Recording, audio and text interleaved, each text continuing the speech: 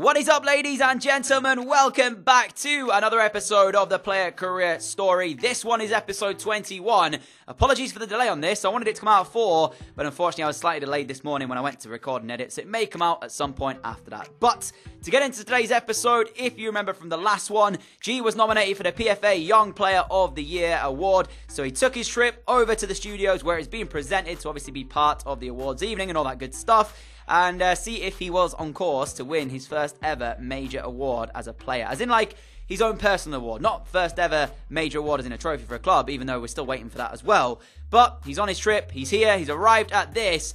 He's checking out what's going on, where it is. It's a nice place as well, as you can see, and it looks like it is going to be Studio 1 for the actual awards evening as well. He was given a little trailer to chill out with. He met some of the other players in and around that, but you couldn't see it. Of course, we didn't want to reveal too much from the evening. However, you will have to wait until after the first game of today's episode to find out whether or not G is the PFA Young Player of the Year. If you follow him on Twitter, you'll already know the outcome, but if you don't follow him on Twitter, then you won't get the spoilers. I've said it before, if you do want to follow him on Twitter, it will be at the real G Sheng. Just make sure that if you do follow him, chances are there's going to be spoilers over there. So if you don't want spoilers, don't follow him on Twitter. But if you're not bothered, go ahead and do it, because you'll get a little inkling as to what's going to come up in each episode. But the first game for you all to enjoy, the highlights of which come from the Emirates as Burnley travel to take on the 4th placed Arsenal side. As you remember, Burnley were chasing the top 4 for a period of time in this Premier League campaign. However, since then they've certainly dropped off the pace a little bit and find themselves now down in 7th place. 5 points off of today's hosts. If they do want to try and get that Champions League football final spot, they're definitely going to need to win this game here today, but they still find themselves as well below Liverpool and below Manchester United on 47 points apiece for both of those. So they still need to work on it if they do want to get it. But it looks like now, as we approach the back end of the season, it's most likely going to be one of those seasons where Burnley overachieve, because they're still going to finish in the top 8, but that looks like where it's going to be, probably a 7th or 8th place finish. But it's still a massive improvement on last year when G arrived, of course, in that January window, and they were fighting relegation. He helped them climb back up to a top 11 spot. This season looks like top 8. The game, though, didn't go to plan. 35 minutes in, the Arsenal striker Pierre-Emerick Aubameyang gave the host the lead. Of course, being an Arsenal fan, I'm not too worried about that. Obviously, expect to see it. Aubameyang is a quality goal scorer, so yeah, he's going to bag those ones and put them away. And then it got worse for Burnley. They never really got into this game, and Arsenal found a second. Granit Xhaka, the scorer of their second. A similar goal to that of Aubameyang in the first half, this time with Xhaka getting it. Arsenal's team's actually pretty decent. They've got Royce, Mahrez and Aubameyang as a front 3. I would happily take that as an Arsenal fan. If that was a real-life situation, happily take that front 3. However, they tore Burnley to shreds in this game here, and Burnley's only chance came in the last 10 minutes. G cut back, finds its way towards Ben Mee eventually, whose shot is well saved, and the rebound was finding its way to G, but he was offside, sadly. And 5 minutes remaining of a game that Burnley just wanted to come to a close. Costa finds Marco Royce, who for the 3rd time in a game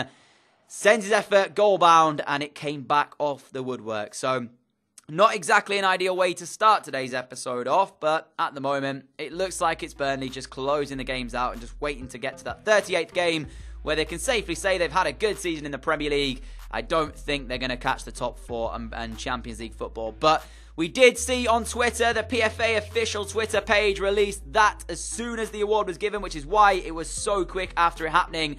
And Dele Alli was given the PFA Young Player of the Year. In all fairness, he deserved it. If you take a look at that right there, he is the top scorer of the Premier League this campaign with 17 league goals as Spurs march on to a potential title. After that, G decided he had to take to Twitter to basically just thank everybody and just give his 2 cents on it. So he put, honoured to have been even considered for the Young Player of the Year.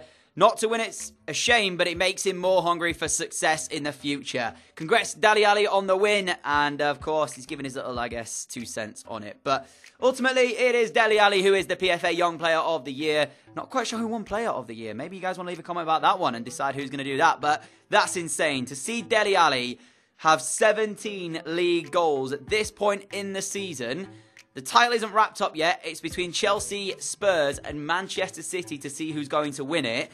But what a season it's been for Dele Alli, especially when you consider the fact he's still so young. He's got a massive future ahead of him, and hopefully, being from England, of course, he can carry us to some international competition win. But we don't look at those top 3 anymore, because for Burnley, as I said, after the Arsenal game, He's pretty much just trying to make sure that they get something out of this season. And the best thing they could do would be a top 8 finish. But to say they're overachieving would be an understatement. What a season it's been for everybody that maybe didn't expect Burnley to do all that this season. Well, they've proved all of them wrong. So as they went into game against Southampton, of course, G disappointed to have not won that PFA Player of the Year.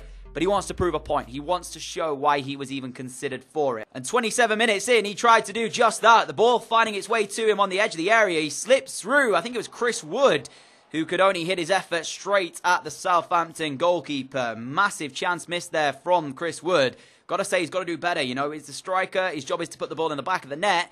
And that wasn't the most convincing finish in the world from the number 11. But as we continue on, it was pretty much all Burnley with the possession and the chances here at Turf Moor. Again, in the last few minutes of the first half, G manages to get on the end of a cross, but never really going to go in that one, was it? It was just more of an ambitious attempt, and it didn't test the goalkeeper whatsoever. And unfortunately, that was the way the game would end here at Turf Moor. A 0-0 draw against Southampton. It's still a point, but it's games like this that if Burnley really wanted to try and get Champions League football, they would have to win these types of games, unfortunately. And at certain times this season, they just haven't done that. So as we went into the next one, it was Palace, this time away over at Selhurst Park. And G's in the side again, of course. We're not expecting him to not be at this point. He is one of the better players for Burnley and pretty much his country's star man. He's now in that region of our 82 rated, so he's potentially going to have a few different clubs around Europe maybe looking at him ahead of next season. But Palace, it's been a season to forget for them. They're not quite in the relegation zone. They're one place above it. And although Burnley are not in the top 4, they've conceded the least amount of goals out of any side in this Premier League season. Sensational turnaround when you consider they'd conceded the most last January when G joined them in that last season. What a turnaround it's been from everybody here at Burnley FC. And to cap it all off, G's going to get a goal for himself. I feel like we've waited so long to watch one of these goals go in for G. He scored last episode for China against Australia, but now he gets another one in the Premier League. And it's come at Selhurst Park against Crystal Palace. And it could be detrimental for them because they are in a relegation fight right now. So if this goal is to be the goal that sends them down, it just so happens that it might be Sheng that has put them in towards the championship. He may have a few, kind of fans at Burnley, but possibly doesn't have any left at Palace after that one. 1-0 defeat here for the hosts. It's going to be a very tough end to their season. They are still out of the relegation zone, but fully expect them to maybe get drawn into it potentially by the end of the 38th season. I don't know why there it said that G had double figures, because he actually hasn't. He hasn't got double figures for the season yet. He's on 9 goals this season. So I don't know where that double figure's in, unless it counts one of the, maybe friendlies or international goals as well, which it was an international friendly. So, yeah, I don't know if that counts that one. But nevertheless, next up, it's Manchester City. Turf Moor the ground. 2 of the 3 of the PFA Young Player of the Year on show here. Leroy Sané lines up for the visitors in Man City over in that front 3 that they've got. But for Burnley, it's G lining up for that one. So we're going to get to watch 2 of the 3 of the Young Players of the Year. This could be a sensational game for these young kids here. But aside from Burnley, pretty much unchanged. We're used to seeing it by now. We know what they're going to bring to the table.